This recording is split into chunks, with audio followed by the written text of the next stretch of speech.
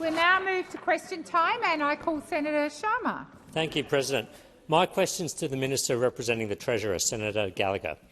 Minister, despite both your own and the Treasurer's attempts to blame the shocking national accounts figures on interest rates, independent analysis from the RBA and market economists has revealed those claims to be false. ABS data shows inflation wiped out 4.4 percentage points of household income gains last financial year, compared to higher interest rates eroding 1.3% and increased taxes reducing real income by a further 1.1%, according to analysis by former RBA economist Jonathan Kearns, who said the erosion by inflation is greater than that of interest rates. Minister, will you correct the record for the Treasurer and acknowledge that inflation and higher taxes are eroding household incomes by 3 times as much as interest rates? Thank you, Senator Sharma. Minister Gallagher. Thank you very much, President. I thank Senator Sharma for the question. I think the Treasurer and I both have made it very clear about the fact that we inherited an inflation number with a 6 in front of it when we came to government, and that has moderated in welcome ways to having a 3 in front of it now. And so I'm sure Senator Sharma would have been most concerned about the escalating inflation challenge that we inherited, that we have actually responded to through our economic plan. And our economic plan is around moderating inflation, ensuring that we can provide some cost of living relief to households without adding to the inflation challenge, and ensuring that we're getting the budget in much better shape.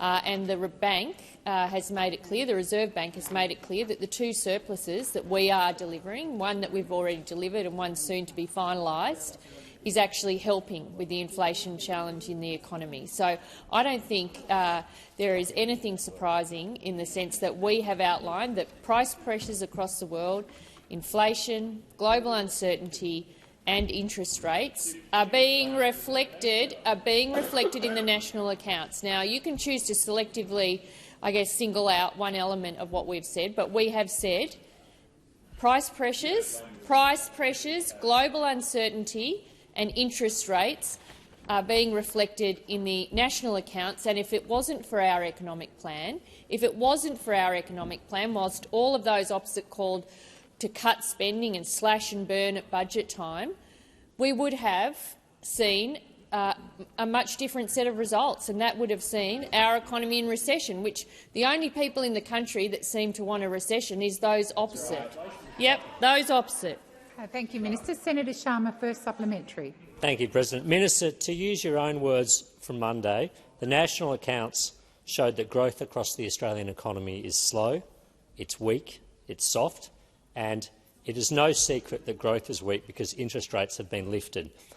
Minister, while you seek to blame interest rates, what role has the 6.3% collapse in productivity under Labor had on the economy? Thank you, Senator Sharma. Minister Gallagher.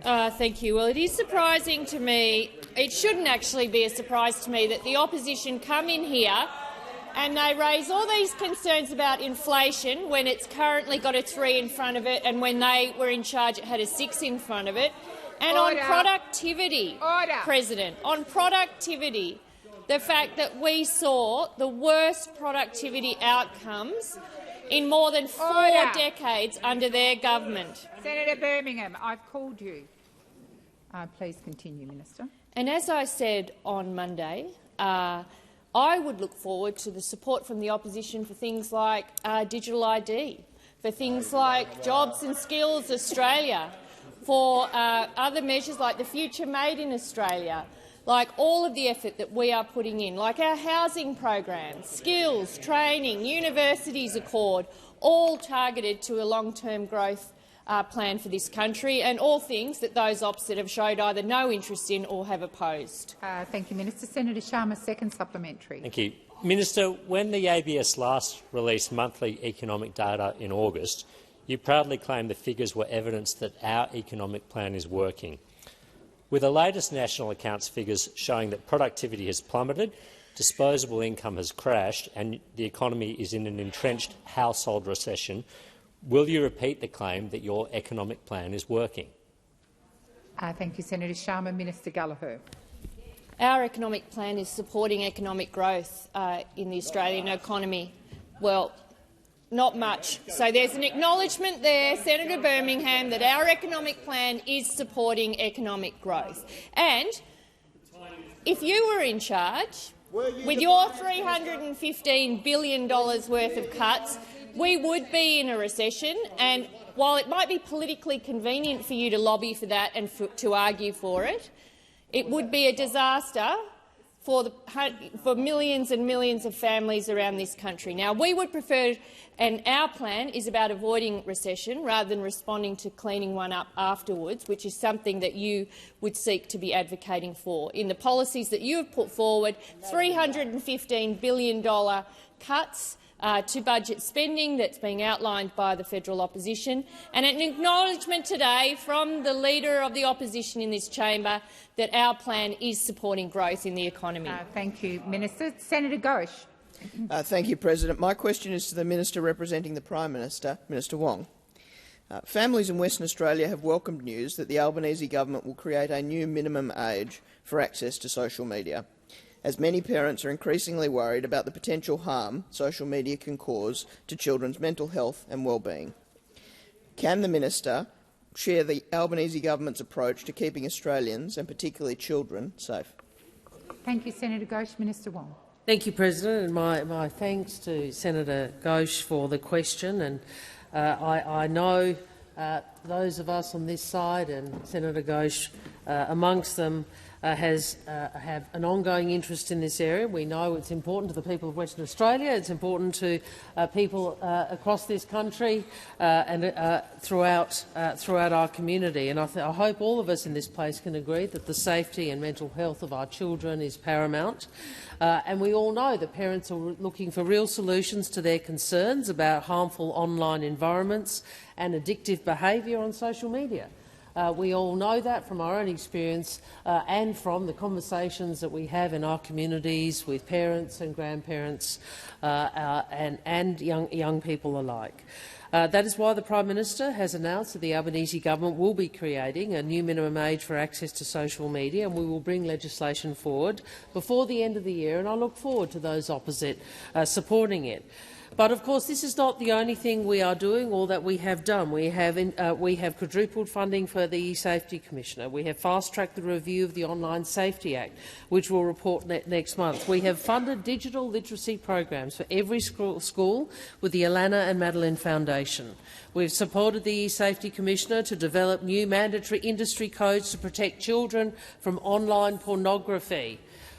You may scoff at this. You may scoff at this, Senator Henderson, but I think actually ensuring we have legislation to protect children from online pornography is a good thing. We have passed legislation to ban the creation and distribution of deepfake pornography, and we are holding big tech to account because platforms and online services have a responsibility for the safety of their users. We have amended the government's basic online safety expectations to reflect the expectation the community have of these platforms. Senator Ghosh, first supplementary. Thank you, Minister. South Australia has released a report by the former Chief Justice of Australia, the Honourable Robert French AC, outlining a legislative vehicle to ban children under the age of 14 from accessing social media. Why is it important that we work with the states and territories to build on South Australia's approach with national laws on a minimum age to access social media? Minister Wong. Thank you. And Senator Ghosh, given his professional history, understands the importance of getting the law right in this area, and also understands this is a challenging area to regulate. That is why governments across the Commonwealth have come together on this important issue of protecting children, and it is important that we all work together. We do support appropriate age limits for social media.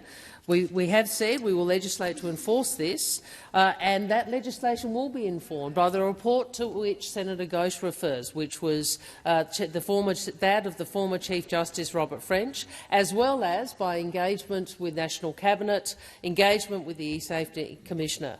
We thank South Australia, including Premier Malinowskis, for his work, and we acknowledge the contribution of Premier Minns too.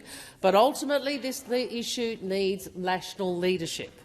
because otherwise we will see Australia with different laws in each state and territory that will not keep children online safe, and we want to ensure we have an effective solution. Second supplementary.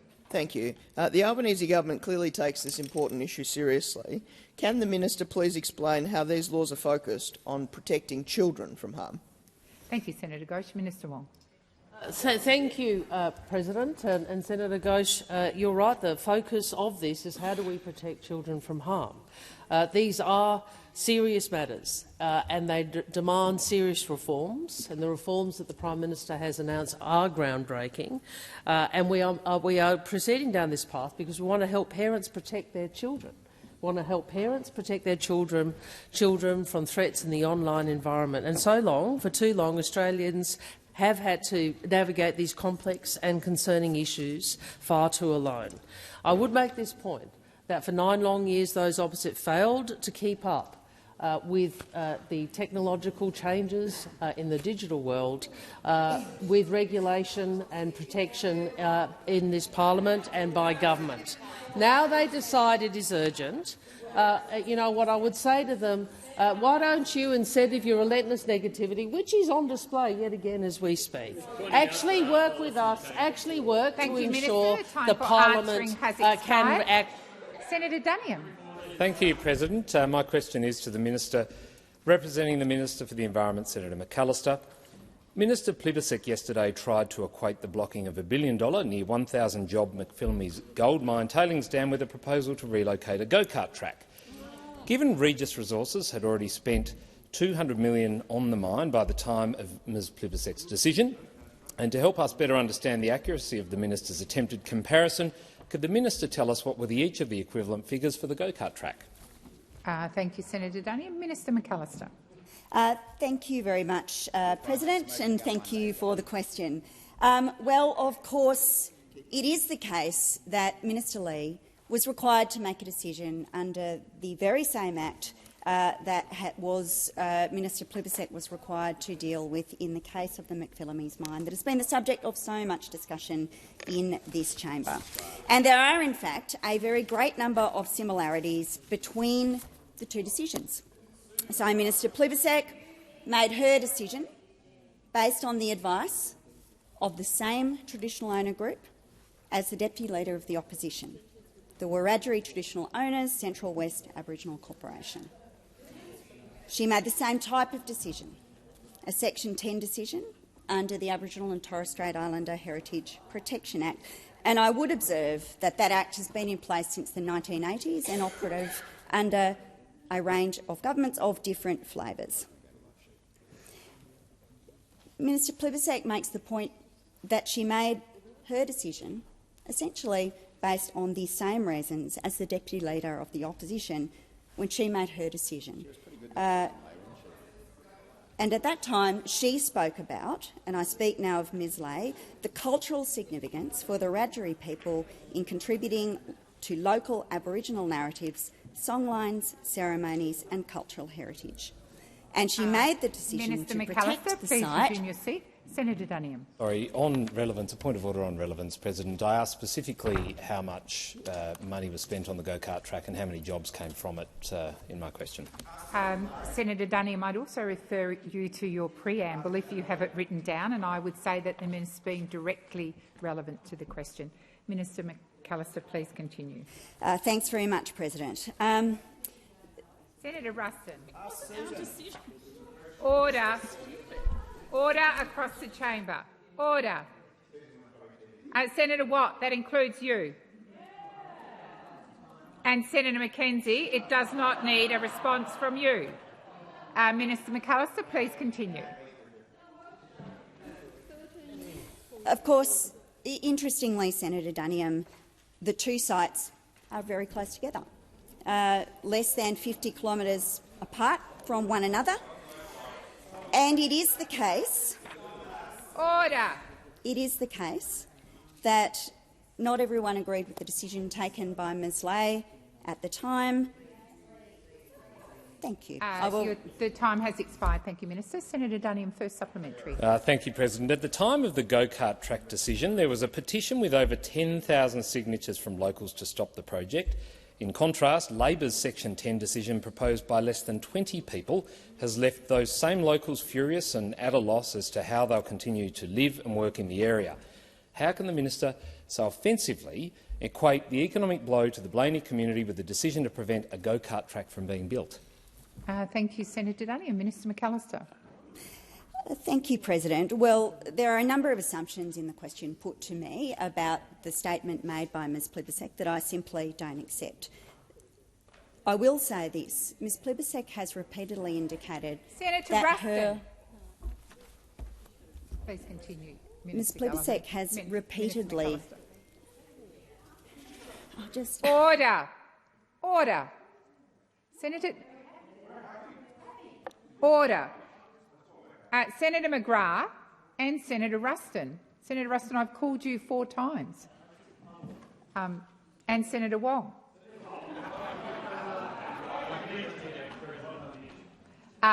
Minister McAllister, please continue. Pressure. Under so much pressure. Order. Order. Order. Order across the chamber. Order. I am still waiting. Minister McAllister, please continue. Thanks, President. Well, the point that Minister Plibersek has made is that her obligation is to apply the law. And what is extraordinary is that Mr Dutton, Leader of the Opposition, has indicated that he is indifferent to the law on these questions, that he will rule these projects in or out based on how he feels about them. Now, for the benefit of the chamber, I can outline some of the processes that are required. Essentially, Aboriginal heritage is the responsibility of state governments, but this Act exists to protect Aboriginal cultural heritage. Minister, please resume your seat. Senator Duniam, second supplementary. Thank you. Given the minister has demonstrated complete indifference to the people of Blaney and the decisions created a loss of nearly 1,000 jobs in the Blaney area, and given she hasn't been able to tell us how many jobs a go-kart track actually creates, what is the actual comparison between a go-kart track and its impact on the community and a gold mine? How can the minister justify this decision? Order. Order. Senator Watt and Senator Duniam. The question's been asked. I'm waiting to call the minister. Minister McAllister. Very much. Well, the very obvious connection, Senator Duniam, is that both sites were the subject of a Section 10 application under a piece of legislation that has been in place since the 1980s. And the way that it works is this. The department provides advice to the minister on the application and its merits. And this includes providing a summary of the application, a map of the area and its boundary, a detailed analysis of the available evidence, an assessment of the evidence against the relevant criteria and any other matters of relevance. And submissions from the applicant and those received from any other interested party throughout the course of the evaluation period are also summarised and presented to the minister. And procedural fairness is carefully observed in the processing of applications made under this Act, and in advice to the minister, the department also outlines how the principles of procedural fairness have been observed. Minister. And the time those for are the answering has similarities. expired. Just a moment, Senator Whish-Wilson. I draw to the attention of honourable senators the presence in the enclosed gallery of a parliamentary delegation from Indonesia, led by the Honourable Nomar Parta. On behalf of all senators, I wish you a warm welcome to Australia and in particular to the Senate. Senator Whish-Wilson. Thank you, President. My question is to the Minister representing the Minister for the Environment and Water, Senator McAllister. Minister, the federal government's own Threatened Species Scientific Committee has recently estimated there are just 40 to 120 Maugean skates left on this planet, provided preliminary advice that the skate be uplisted to critically endangered, and stated very clearly that salmon production in the skate's last known home, Macquarie Harbour in Tasmania, poses a catastrophic risk to the survival of the skate. Minister, does your government accept the findings made by the committee, that industrial salmon farming is the single biggest threat to the survival of the Maugean skate in its natural habitat? Thank you, Senator Whish-Wilson. Senator McAllister. Thanks very much for the question. Of course, the Australian government is deeply committed to ensuring that the Maugean skate does not go extinct under our watch. And we know that this is a species of high risk of extinction, as you have alluded to in your question, and that substantially reduced water quality in Macquarie Harbour is the primary contributing factor. Now, the Minister is aware of these issues. You will know, I think, because we have talked about it in estimates, that on the 12th of October the Minister held a roundtable discussion in Devonport with industry, with government, with other stakeholders regarding Macquarie Harbour aquaculture. And she wrote to the Tasmanian Premier, Minister Rockcliffe, on the 6th of November in 2023 and provided really clear information to him about her responsibilities under the EPBC Act with regards to salmon farming in that harbour. Now, the Minister has been asked to reconsider a decision made back in 2012 under the EPBC Act about marine farming in Macquarie Harbour, including whether current farming operations require further approvals under national environment law. And the department is rigorously assessing a very large volume of information relevant to that decision, and I understand will soon provide Minister Plibersek with advice. Macquarie Harbour will need long-term support to recover, and the Australian Government is actively working with the Tasmanian Government, with technical experts and community stakeholders to achieve that. But we also acknowledge that in the short term there are things that we can do, and you will be aware that in September last year the Minister announced $2.15 million to urgently initiate a captive breeding program ahead of hot summer conditions. Thank you, Minister. Senator Whish-Wilson, first supplementary. Yeah, thank you, President.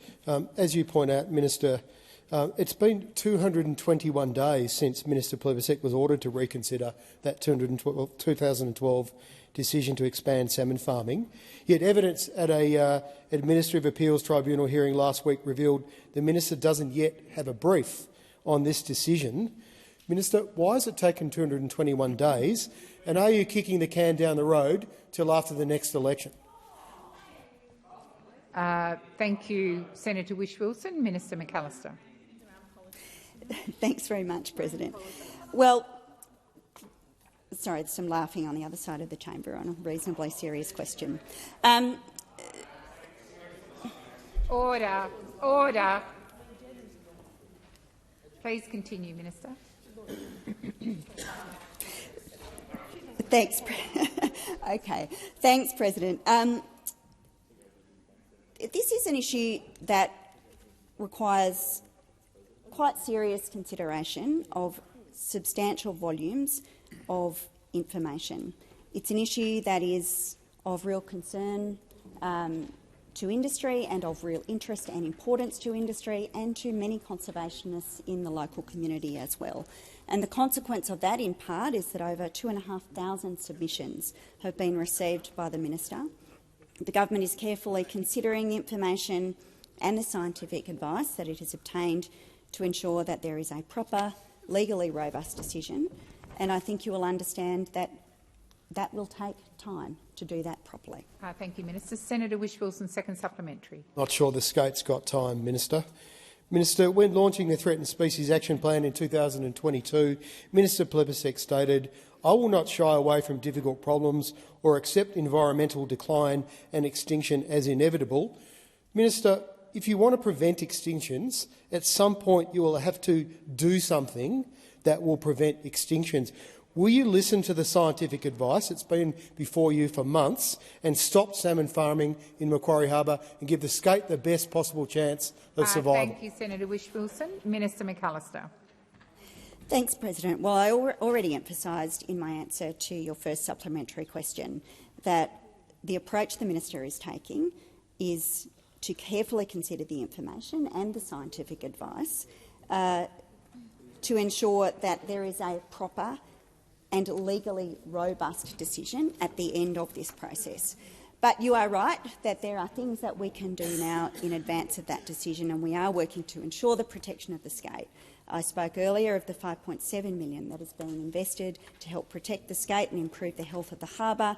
That includes a $2.1 million program to establish this captive breeding program. And we are pleased to report that that program is helping save the Maugean State, and more than 19 baby skates have hatched and over 100 new eggs have been laid in captivity. Senator Whish-Wilson, you've asked More the eggs question. are on track to start hatching, and scientists are planning for the skates born in captivity to be returned to their rehabilitated habitat The time in for the harbour. answering has expired. Senator Giacone. Thanks a lot, President. Yes. G'day, everyone. It's Wednesday. Excellent. There we go. Now, President, my question is to my good friend, the Minister for Employment and Workplace Relations, Senator Watt. Especially this bloke here. Now, at the last election, Minister, Federal Labor promised to get wages moving again and support Australian workers. Now, we know that low wages and insecure work were a deliberate design feature of the Coalition's economic plan when they were last in government. We also know that these policies led to high levels of industrial action and rising cost of living pressures on Australian households. After a decade of deliberate wage stagnation and attacks on workers, how is the Albanese Labor government's policy agenda supporting Australian workers to earn more and keep more of what they earn, while also keeping industrial action low? Thank you, Senator Giacone. Minister Watt. Thank you, President. Thank you, Senator Giacone. I can see why you were so excited to ask that question, because there is good news for Australian workers and Australian businesses arising from the Albanese government's workplace reforms. The Albanese Labor government is helping working people in Australia earn more and keep more of what they earn. And after a decade of low wages being a deliberate design feature of the Coalition's economic policy, this government, this Labor government, is getting wages moving again, creating more secure jobs, making workplaces safer and closing the gender pay gap, all while keeping industrial action down. And Senator Henderson, I'm sorry to hear that all of that good news disappoints you so much. Because of our agenda, wages growth is back. Oh, so unhappy. Minister so Watt, unhappy. Minister Watt, please resume your seat. Order, order, order. Senator Henderson.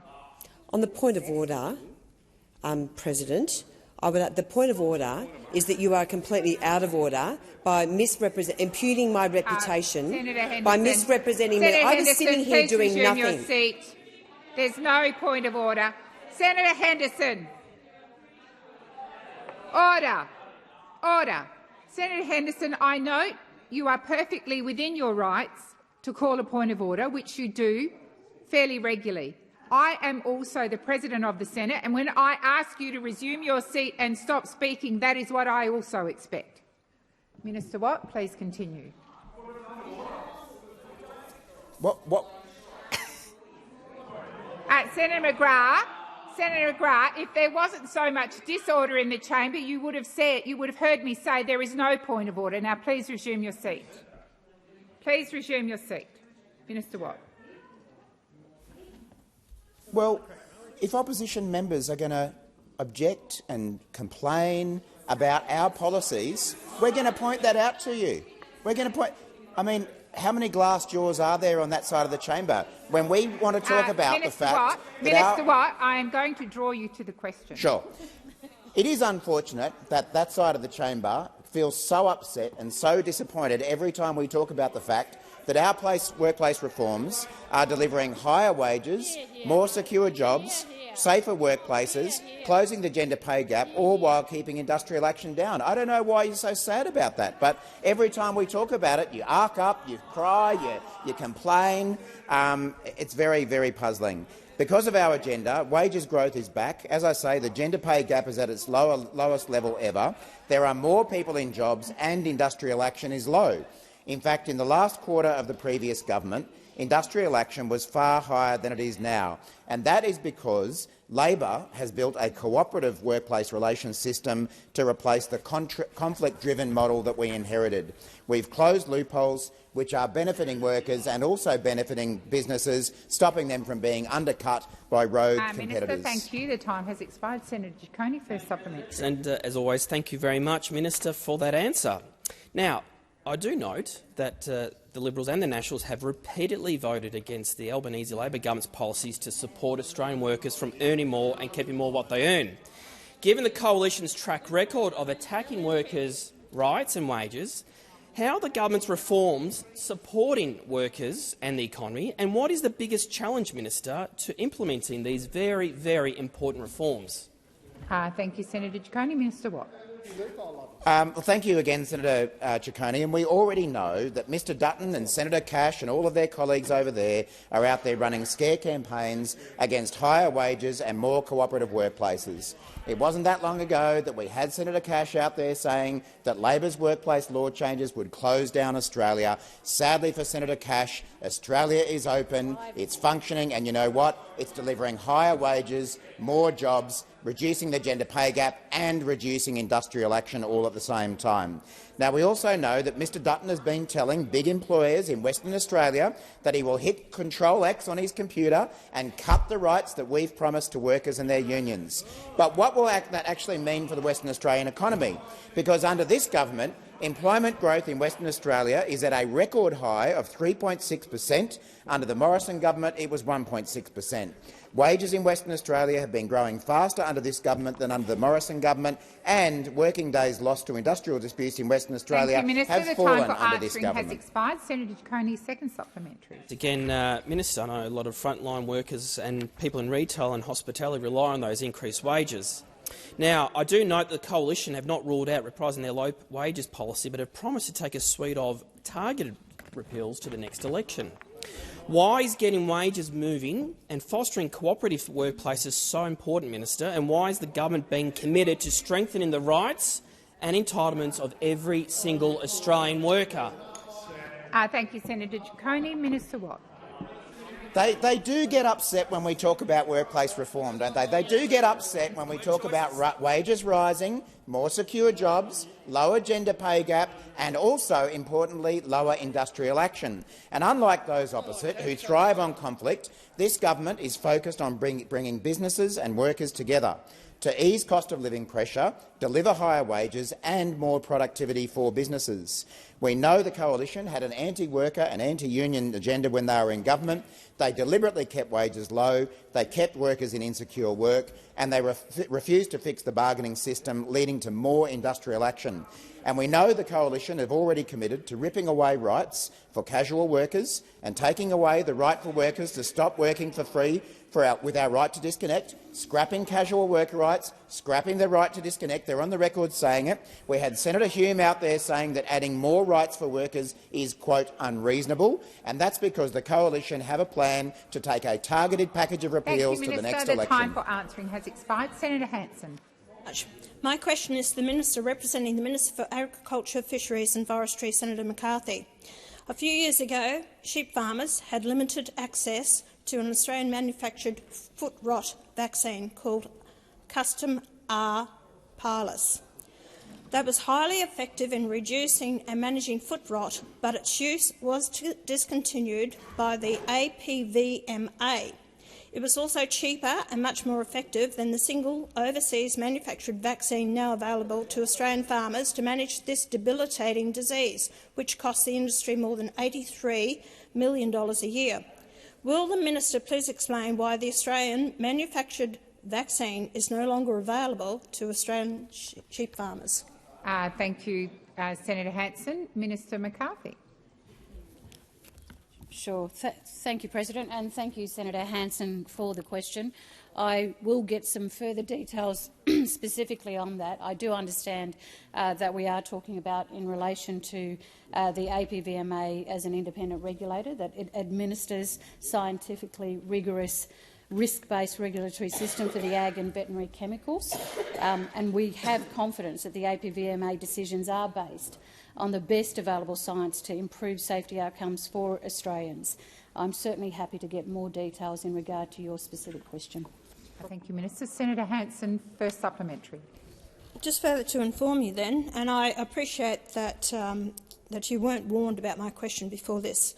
One sheep farmer from Victoria has informed me the overseas foot rot vaccine cost her $76,000 in 1 year, along with approximately $50,000 in labour costs treating her sheep. I'm also informed that a process to fully register the Australian vaccine is facing significant delays and that this farmer's pleas to the Minister and Prime Minister have gone unanswered. Thank you, Senator Will Hanson. the Minister— Senator Hanson, it's time. Minister McCarthy. Thank you. Minister Wong. To give leave to finish the question. Senator Hanson, please finish your question. Well, I just wanted to ask the Minister, would she explain the process has been delayed and the detriment of farmers' profitability and the welfare of Australian sheep? Thank you, Senator Hanson. Minister McCarthy. Thank you, President. Senator Hanson, thank you for the question. Obviously, you've given a specific question that I don't have an answer to for you in regards to that particular farmer, but I am happy to get that from the Minister as soon as possible. Thank you, Minister McCarthy. Senator Hanson, second supplementary. Yeah, I do appreciate that. But also considering the untold damage to the sheep industry being done by Labor's ban on live exports on dubious animal welfare grounds, will the government provide the funding and support necessary to ensure this Australian manufactured vaccine is made fully available to the industry as soon as possible to address the real animal welfare issue? Thank you, Senator Hanson. Minister McCarthy. Oh, I certainly reject the premise of the question in terms of our legislation to ban live exports, Senator Hanson. We have done that in absolute consideration of animal welfare across the country. What I will do, though, as I've said, President, is get the answers to your particular request on the farmer. Thank you, Minister. Senator Bragg. Thanks very much, President. My question is to the Minister representing the Treasurer, Senator Gallagher. Minister, a few weeks ago, APRA ordered Cbus and BusQ Super to review their governance arrangements, given recent allegations on serious misconduct within the CFMEU, which is a shareholder of both Cbus's trustee, United Super and BusQ. Minister, does the government think it's appropriate for CFMEU to remain shareholders in superannuation entities controlling over $100 billion in members' savings? Thank you, Senator Bragg. Minister Gallagher. Thank you. Well, and I thank Senator Bragg for the question. And as Senator Bragg's question indicated, this matter is under consideration by APRA, which is the regulator of superannuation in this country. And you know, we would. Mechanisms are in place for the regulator to manage and investigate those matters, and if they think there is anything that they need to respond to, I'm sure that they will. You know, I think Senator Bragg's war on super, well, that's what this is about. He's obsessed with it. He's obsessed with his war on super and undermining. Well, he can dress it up in any way he likes. He is well aware that APRA is looking into any matters. I'm sure they're engaging closely with Cbus as they investigate these matters. But that is really, he's using that as a shield to continue to undermine compulsory super in this country. That's what he's doing. He does it as every single opportunity, and if it's industry super he can attack, then he'll go after them. Industry super in this country plays an important role in managing and enhancing millions of Australians' retirement incomes to ensure that they are able to retire with dignity and their hard-earned work that they do through their working lives is rewarded through the superannuation system. We have a regulatory system here that manages and regulates the superannuation industry. They've already indicated that they are working with Cbus and having a look at some of the concerns that have been raised, and I would encourage Senator Bragg to allow them to do their job. And I have no doubt that he will be speaking or questioning APRA at estimates on this very subject. Thank you, Minister. Senator Bragg, first supplementary. Time will tell. Time will tell. On 29 August, the CFMEU Administrator Mark Irving KC forced all three of the CFMEU appointed trustees off the Cbus board. CFMEU appointed directors still make up half the eight-member BusQ board, and BusQ recently launched a federal court challenge to APRA's request that they conduct a review of their own arrangements, describing the licensee conditions as unreasonable. Will the government take action so that fund members can be better served by more independent directors on super fund boards, rather than them being controlled by unions? And if not, why not? Thank you, Senator Bragg. Minister. Order. Order.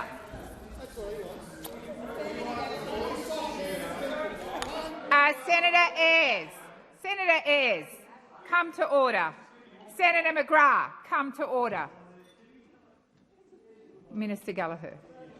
Thank you. The Albanese government expects all superannuation funds to act in the financial interests of their members. I think there's been long debates about governance of superannuation funds in this country. And that's why we have APRA here, to ensure that the best interests of members, that responsibility is met by superannuation funds. On this side of the chamber, we acknowledge the valuable role that unions have played in establishing, in advocating and arguing for superannuation in this country, and we believe they have a right to sit at the table in the interests of their members and the funds that those funds administer on their members' behalf.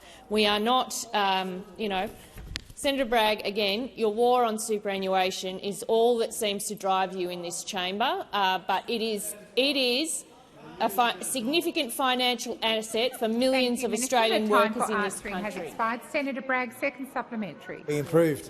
Last Friday, APRA took legal action against First Super co-chair and CFMEU official Michael O'Connor, alleging he breached his director duties by using members' savings to bankroll a union official salary. According to 2022-2023 disclosures, First Super gave $2.5 million to the CFMEU. What is the government's plan to ensure such misappropriation of funds is not systemic? Thank you, Senator Bragg. Minister Gallagher.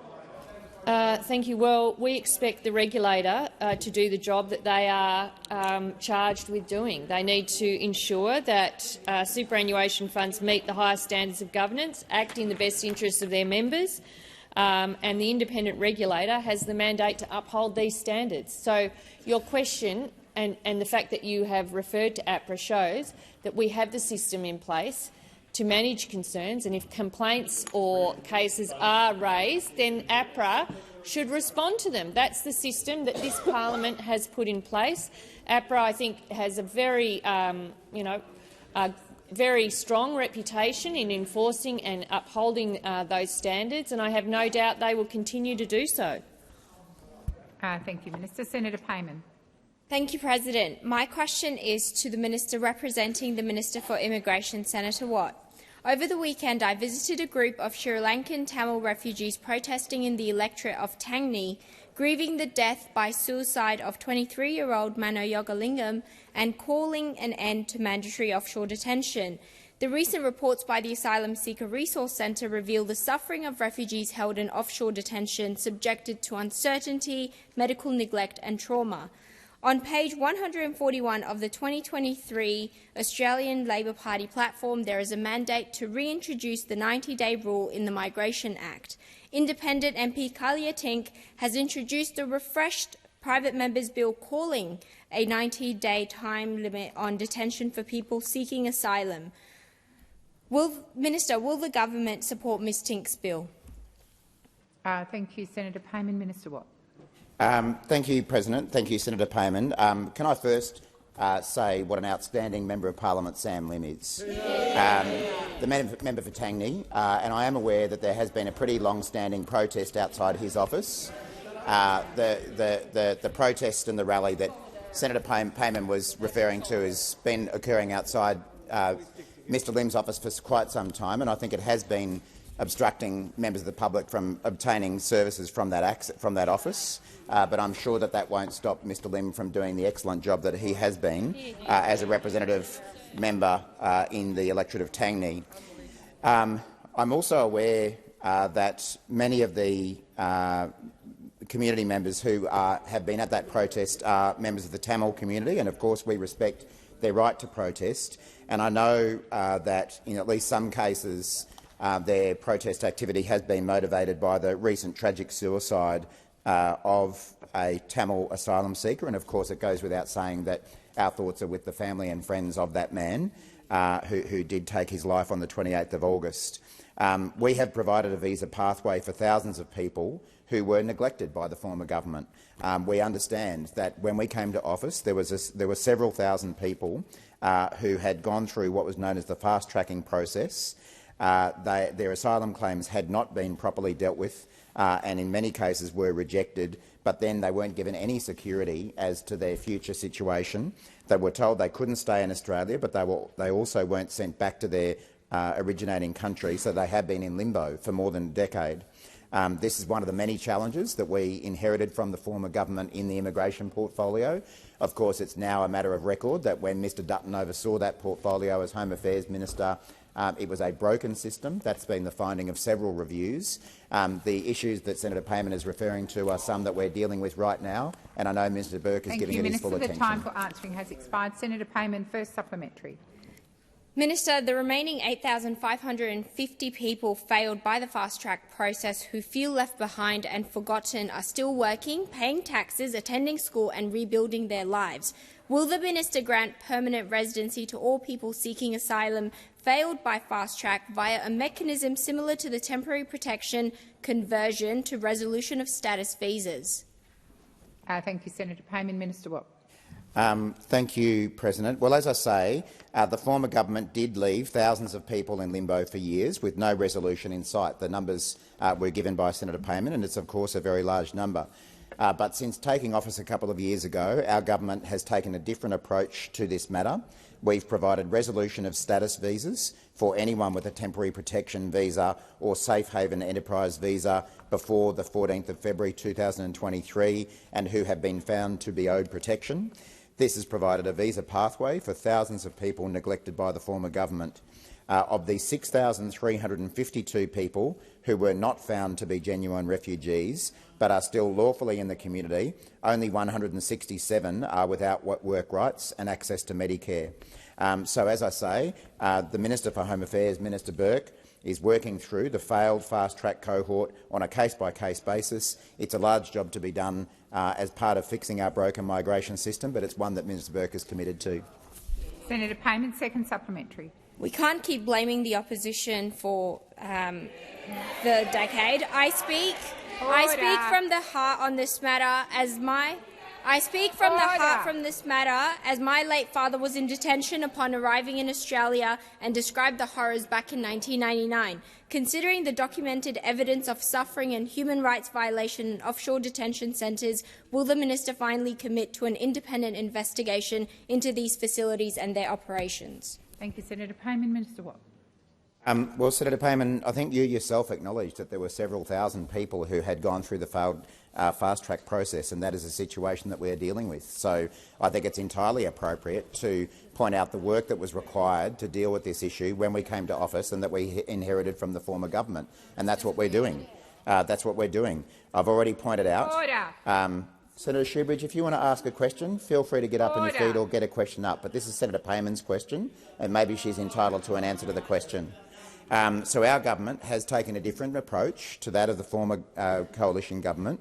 As I say, we've provided resolution of status visas for anyone with a temporary protection visa or safe haven enterprise visa before the 14th of February 2023 and have been found to be owed protection. That is a very different approach to what was taken by the former government. It does remain an issue for many people in our community, and it's an issue that Minister Burke is working through. Senator O'Neill. Thank you very much, President. My question is to the Minister for Women and Minister for Finance, Senator Gallagher. Minister, you've spoken before about the Albanese government's commitment to paid parental leave, a policy that Labor introduced and is now expanding and modernising. Labor's commitment to PPL is also about valuing the important work of caring for babies, supporting families to share that care, and reducing the long-term economic impact of time out of the workforce, especially for women. Can the minister please outline why the government is committed to paid parental leave and why adding superannuation to PPL is a priority? Thank you, Senator O'Neill. Minister Gallagher. Thank you, President. I thank Senator O'Neill for such a good question, an important question as we continue to drive economic equality for women across this country and for Senator O'Neill's long advocacy in this area. I acknowledge that today. And when we came to government, President, we had a long list of things that had been left undone or ignored as it related to women in this country. And we started on implementing changes and announcing new measures, and one of those was about expanding paid parental leave, which of course the former Labor government brought in over a decade ago. It always takes Labor governments to do these important social changes that drive outcomes for women. So we've expanded that to 26 weeks by 2026, and we're seeing those increase in weeks come on board this year. We've introduced reserve leave for each parent. This will reach 4 weeks by the end of 2026, with the remaining weeks shared between parents however they may decide, and that's about making it flexible for families. But an important part that we hadn't addressed was paying superannuation on paid parental leave, something that had been advocated for and campaigned for years, the only employment condition that didn't have super paid on it. And we put that in place in this year's budget, due to come in to the 1st of July next year.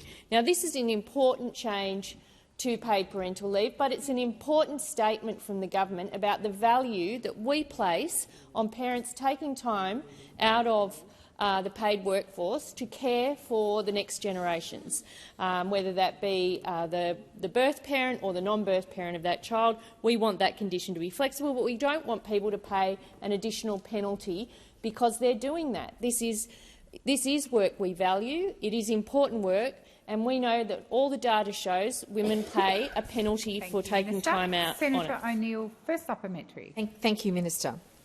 How is the government supporting the retirement savings of mothers and parents caring for their children?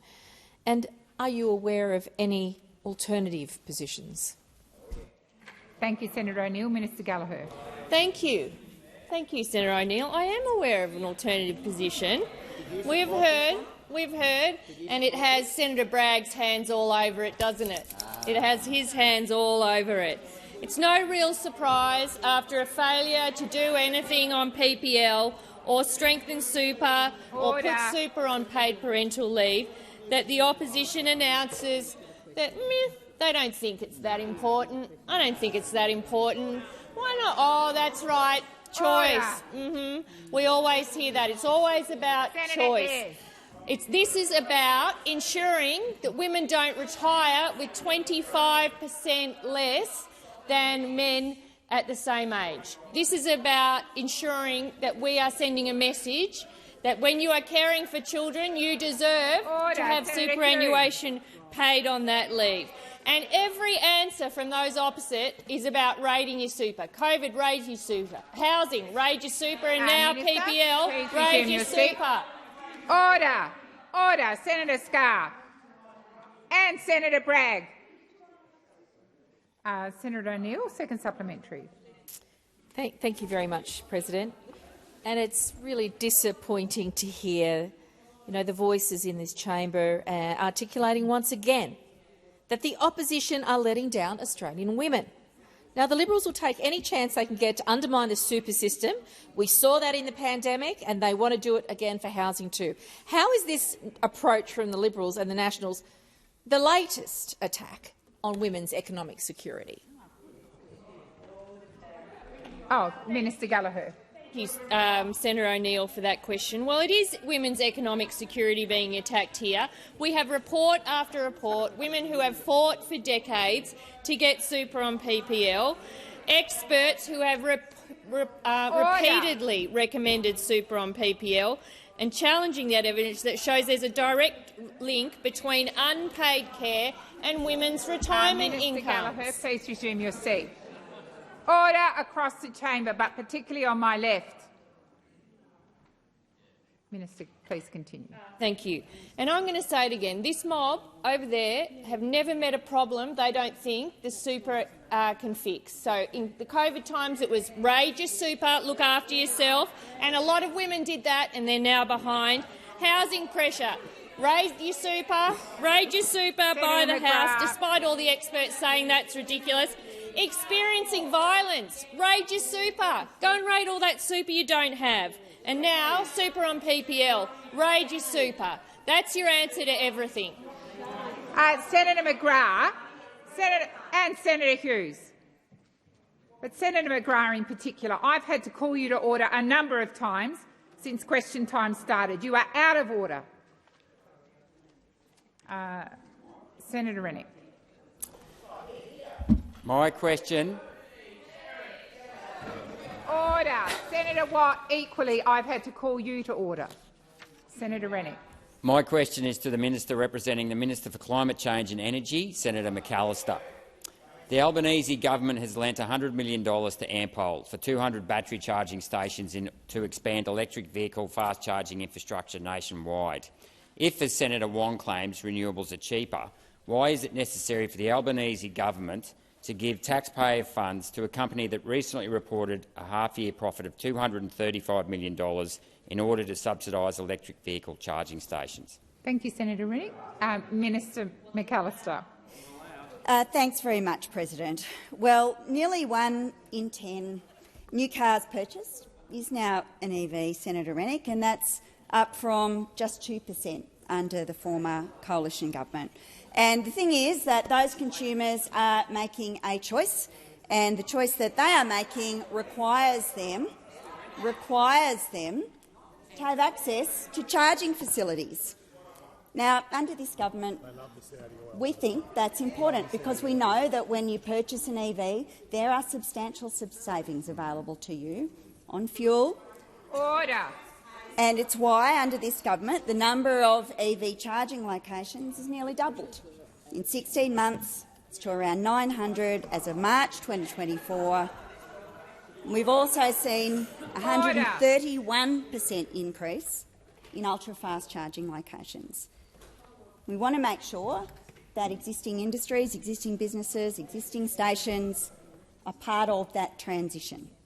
So we announced in August, as your question points out, that CEFC capital will be available to finance a range of clean energy technology measures at Ampol service stations across the country, and that is to accelerate the decarbonisation of its operations, to kick-start its biofuel development and to drive down national transport emissions.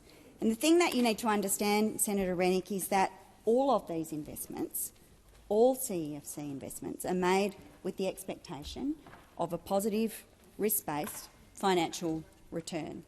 And it's a program that has actually been running for more than a decade. It's a legacy, in fact, of the last Labor government, and it's been very successful and an important institution that's been able to leverage significant new capability and capacity in the Australian economy. It's a good application of the power of government. And I'm surprised for someone who's interested in how the economy develops. Minister McAllister, the time for answering has expired. Senator Rennick, first supplementary.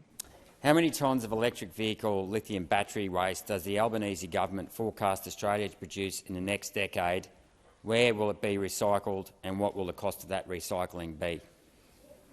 Thank you, Senator Rennick. Minister McAllister.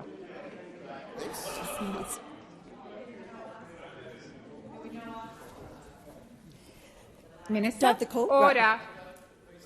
Thanks very much. Senator, we're in a period— Minister McAllister, please resume your seat. If you can't listen in silence, may I invite you to leave the chamber? Minister McAllister, please continue. Senator, we are in a period of very significant technological change across a range of fronts, and this is one of them. And the National Electric Vehicle Strategy is this government's response to that. It's a pathway to cut our transport emissions, but it also has 3 objectives which are relevant to the question that you ask. The first is to increase the supply of affordable and accessible EVs. The second is to increase the resources, systems and infrastructure to enable rapid EV uptake. And the third is to encourage increased EV demand. And part of that, Senator, is thinking about waste. I encourage you to go and take a look at the strategy and look at the pros and have a look at the measures that are being proposed and set out in that strategy. Senator Hughes, this is not your question. I have previously asked the minister to resume her seat. I invited people who could not listen in silence to leave the chamber. That applies to you. Senator Rennick, second supplementary. Madam President, the former head of the CSIRO, Larry Marshall, said it costs 3 times more to recycle an EV lithium battery than the cost of materials to make it. If this is true, how will the Albanese government ensure that EV batteries can be renewed and recycled cost-effectively and not end up as environmental waste? Thank you, Senator Rennick. Minister McAllister. Thanks, President. Well, as I indicated in my answer to your first supplementary question, this is an issue that is being considered as part of the National Electric Vehicle Strategy. It's also the case more broadly, of course, that lithium batteries are an increasing feature of our economy. It's not actually just electric vehicles where lithium batteries are used. They're used in a whole range of products, and there are a range of things that we do need to do as a community to make sure that that technology is being used safely. There is, of course, some work being undertaken to ensure that we've got appropriate arrangements to make sure that if there are incidents of any kind relating to lithium batteries, that our first responders are well equipped to deal with it. There are standards being developed through the Building Codes Board. There are a range of things that need to occur to make sure that this technology can be safely and appropriately integrated into the Australian economy. Thank you, Minister. Senator Wong. Thank you, President. I ask that further questions be placed on notice.